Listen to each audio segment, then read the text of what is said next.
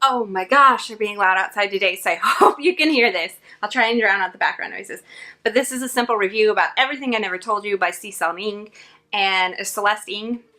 And this book has been highly propped up for years and years. This book has been on New York's bestseller list. I've seen it on literary fiction lists, so like books that will become classics almost. It's a contemporary story set in the 70s because there's a little bit of a divisive story about race. It's about a family who the mother is like a white blonde woman, and then the husband is from China. And people don't mix races, and they end up in a town where they are the only Asian people in the town, and so they kind of stick out. And he is a professor, and she like has these dreams that she never fulfilled in life because she met him, fell in love, and had a baby kind of moment. But the story starts out with like the very first line is Lydia's dead. So one of their daughters is dead, and it's kind of how this family functions after that and where do they go from here kind of moment.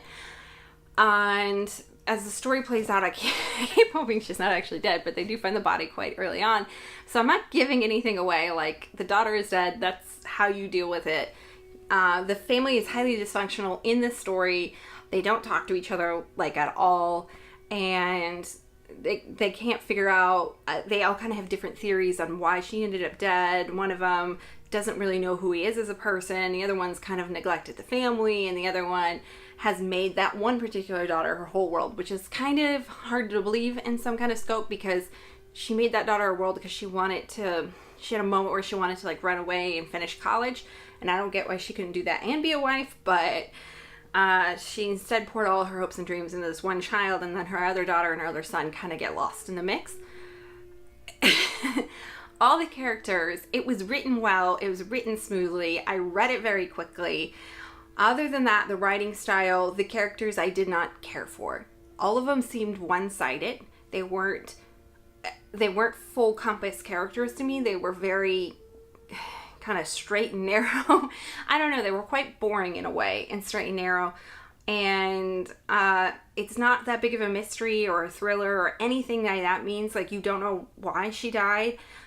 Is the big thing, but it wasn't that big of a mystery. It wasn't that kind of a concern. You were more concerned about what was going on with the family. So the storyline was a bit boring to me as well.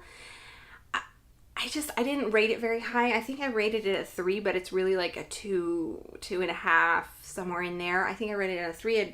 I just don't get why this got the hype. This is one of those stories I don't get. Usually I love hyped books, but this one I don't.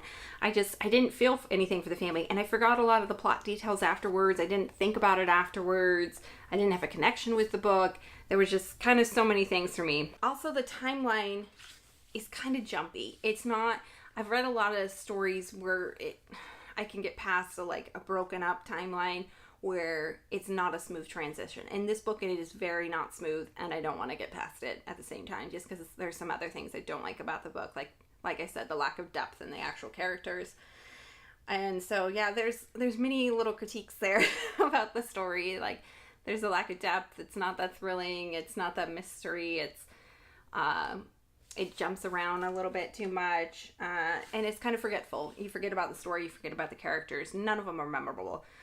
And I had to go back up and look up the story about what exactly happened. And I only read this book a few weeks ago, so that should tell you something. So I know I've heard other booktubers recommend this, especially ones who are into literary classics and stuff. But for me, I didn't like this one. I think you can skip this one.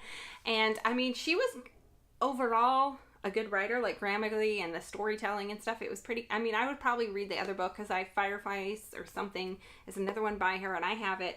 I'm going to go ahead and give that one another try, and maybe I'll love that one. Maybe it was just this book and I just didn't get it. But yeah, that's everything on that book. Hope you liked my simple review, and I'll see you guys in the next one. Bye.